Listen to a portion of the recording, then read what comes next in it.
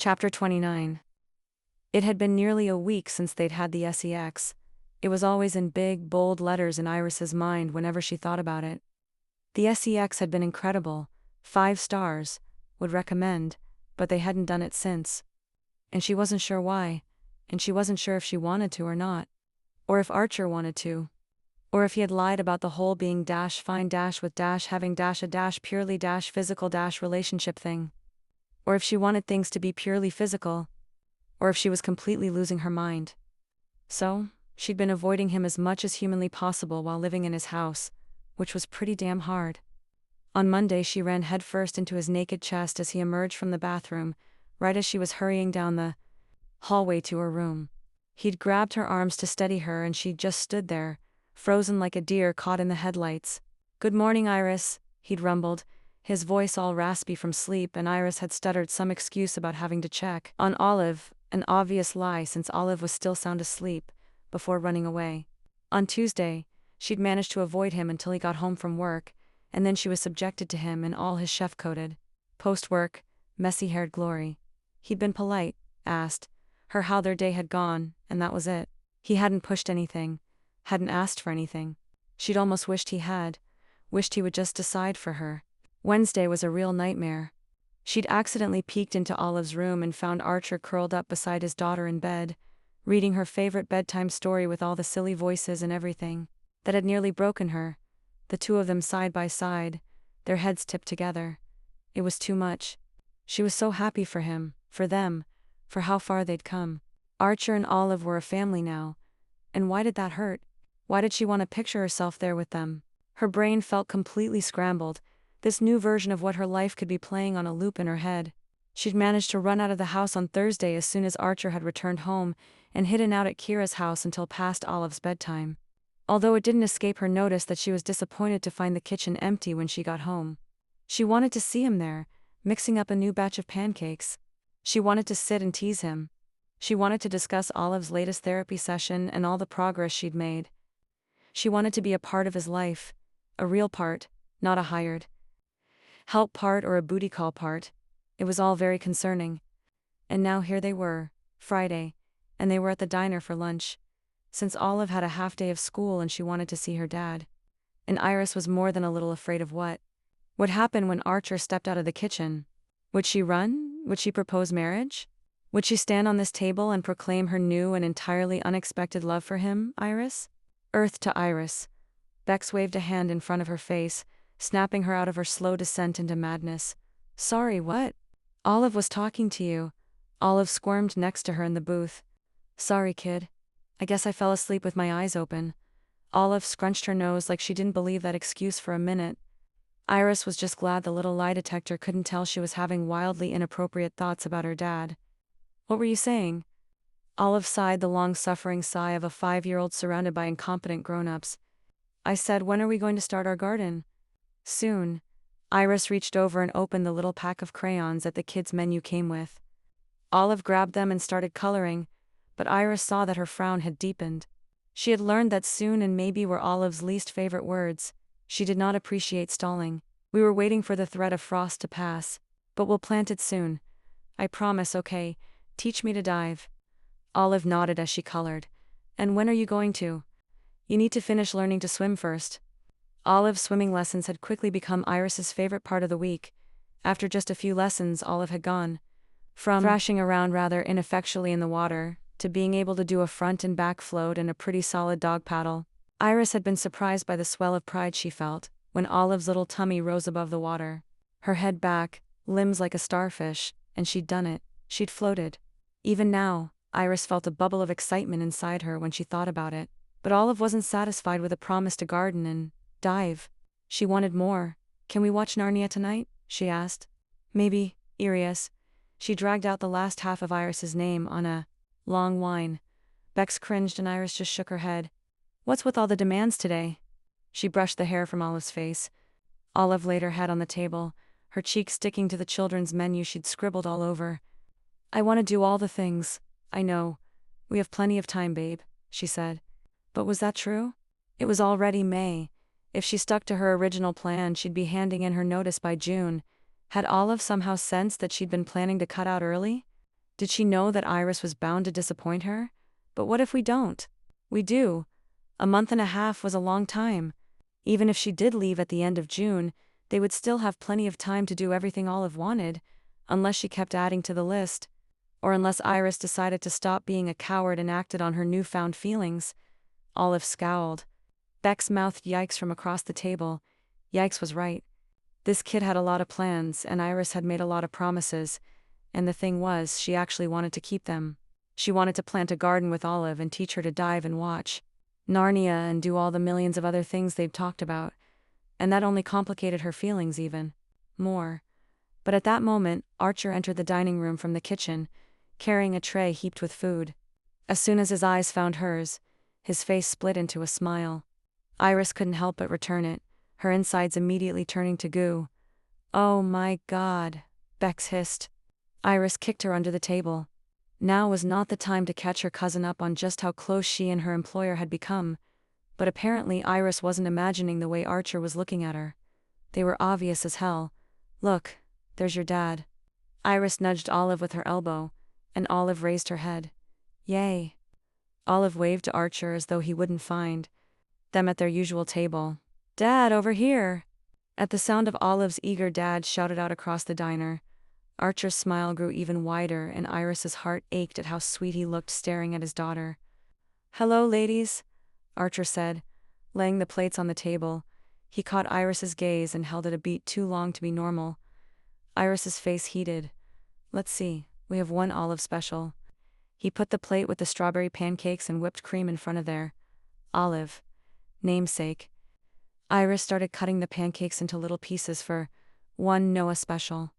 Blueberry pancakes landed in front of Iris, and the as close as I can get to the original pancakes. For Bex, he laid the last plate down with a flourish. Naming pancakes after the people who suggested them was a huge hit. Of course, this town absolutely loved the idea of having menu items named after them. They'd even almost forgotten about the original pancakes. Almost. Iris knew for a fact that Archer was still working on them. Not that she'd been brave enough to venture out to the kitchen the last few nights to join him. Archer ruffled Olive's hair. "Hey kid, how was school?" Olive shrugged. "Say okay," she said with her mouth stuffed. "Full of pancake, just okay?" That worried crease appeared between his brows. The one that said he would literally march down to that school and do whatever he needed to do to ensure his daughter was having a good day. Olive swallowed her pancakes and gulped down half her chocolate milk. "Can Iris come to the Mother's Day breakfast?" she asked as soon as her mouth was clear, and Iris wanted to immediately stuff more pancakes back in. Of course, Olive had waited to drop that bomb until Archer was here.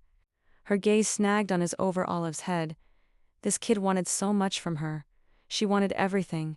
She wanted Iris to be a part of her family, and Iris still didn't know if she could promise her that, if she had it in her. Panic fluttered in her belly. "I'm going to go wash my hands before I eat," Bex said, slipping out of the booth and beelining it for the bathroom. Iris desperately wanted to join her, but Olive was looking at her with those large, dark eyes. She opened her mouth, hoping the words would just come to her once she started speaking, but she was saved from having to figure it out by Archer's answer. He cleared his throat, pulling his gaze from Iris and turning his attention to Olive. "Mother's Day breakfasts are not in Iris's job description, Liv, but I can come. Or Grandma Paula, if you'd rather." Olive frowned, and the feeling that Iris was letting her down weighed heavier than she wanted to admit. "Tell be fun, okay?" Archer went on, running his finger through Olive's whipped cream and putting a dollop on her nose. She giggled and tried to reach her tongue out far enough to lick it off. Bex came back from the bathroom, her eyes flicking back and forth between Iris and Archer. "Should I go wash them again?" she asked.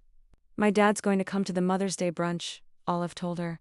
"That's great," Bex said, breathing a little sigh of relief. Iris wished she felt the same way, but the panic had shifted into something else, something like regret, or longing. She tried to catch Archer's eye again, but he stayed focused on Olive. "Enjoy your lunch and be good for Iris, okay? Okay?" Olive slid a finger through her whipped cream, and reached her hand up to Archer's nose.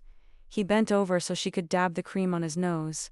He smiled, that dimple popping in his cheek. "Thanks," Liv. Olive grinned. "See you later," he said, and Iris willed him to look at her, but when he did, she instantly regretted it. Written on his face was everything he wanted. He wanted Iris and his daughter, he wanted a family. "See you at home, Iris," he said, and all she could manage was a feeble wave. As soon as he was gone, Bex leaned across the table. "We need to talk," she hissed. "What the heck is going on?" "Were you going to say hell?" Olive asked. No, of course not. My dad says I'm allowed to say hell as long as I don't say it at church or school. Or in front of my grandma," Olive said, still swirling her finger through the cream. "That seems reasonable," Bex said, digging into her own pancakes. "These still don't taste like the original." "I know," Iris said. "But he's trying. Has he tried Bisquick?" "He gets very offended if you suggest using a mix." Bex raised an eyebrow. "Kinda high maintenance." "Are you? Sure you want to get into all this?" "All what?" Olive asked. Her little ears perked, and listening, Iris shot Bex a look that said, "Shut the hell up," in front of the kid. Or at least she hoped it did. "Nothing. I was thinking of opening a competing diner and making my own pancakes, but I don't think I will." Olive stared at her. Iris attempted a smile. Olive frowned like she was disappointed in her. "Hey, isn't that Hazel and Noah over there?" Iris pointed out. Hazel waved at her. "Why don't you go say hi?" "Okay." Olive slid out of the booth slowly, like she knew they were just trying to get rid of her, but as soon as she was with Hazel and Noah, she was giggling and dancing around next to their table. "Seriously, Iris, what the hell is going on?" Tris kept her gaze on Olive to make sure the kid didn't make a run for it.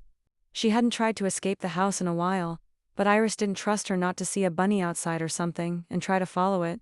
"We may have slept together." "You what?" "Bex," Iris hissed. "Keep your voice down."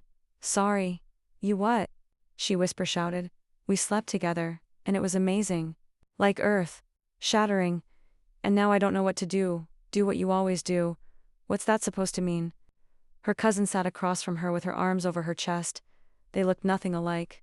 Apparently Bex looked like her dad, tall and strong with wild blonde curls and a booming voice. Iris looked like hers, and neither took after their mothers. "You are the queen of one-night stands, Iris. When was the last time you actually dated a guy?" Iris sighed. 11th grade. Exactly. "But he has a kid, Bex. This is serious. A kid you already love and take care of all day long." Iris looked at where Olive was now reciting some kind of poem or song or something for Hazel and Noah. When she'd first started working for Archer, Iris remembered how closed, long way off Olive had been, how lonely and sad.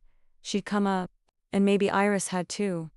She'd been terrified of kids before, convinced she never wanted any of her own. And now maybe she could picture a life with Olive in it. "Look, Iris, it's like any other relationship. Maybe it will work out and maybe it won't. But judging by the way you two are looking at each other, I think it's worth a shot. But what if it doesn't work out?" "Then it doesn't. But what about Olive?" "Bex, you know how things were when we were kids. You know the men that waltzed in and out of my mom's life and mine? Every time I got my hopes up and every time they left. I don't want to do that to Olive." "Iris Lynn Fraser, you are being crazy." "Thank you, I feel crazy. That's very validating." Bex smiled. "You were nothing like those dudes. Look, I love your mom, but she made bad choices in men. A lot of bad choices. But those men weren't bad. They were kind and funny. I liked them. And then she'd just get tired of them." "Okay, I'm confused. Are you afraid you're like your mother or the men she brought home? Both?" "Tris, help me. I don't know what to do." "I think you do. I think you know exactly what to do, but you're too afraid to admit it." Iris scowled. This was why she didn't talk to Bex. Her cousin knew her too damn well. And Iris did not feel like being called out right now. She felt achy inside. Luckily for her, Olive was skipping back to their table. "I'm back." "Oh good." Iris sent a smug smile at Bex and her cousin. Returned the gesture by sticking out her tongue. "How are Hazel and Noah?" "Good. I showed them my new dance. I'm sure they loved it." "They did. They're going on a trip to an island and they're going to bring me back a souvenir." "Wow, lucky you." Olive grinned at her, right before she swiped the remaining whipped cream from her plate and dabbed it on Iris's nose. "Got you. Now you match me and Dad." She squealed with delight. And for some crazy reason the whole thing made Iris want to cry.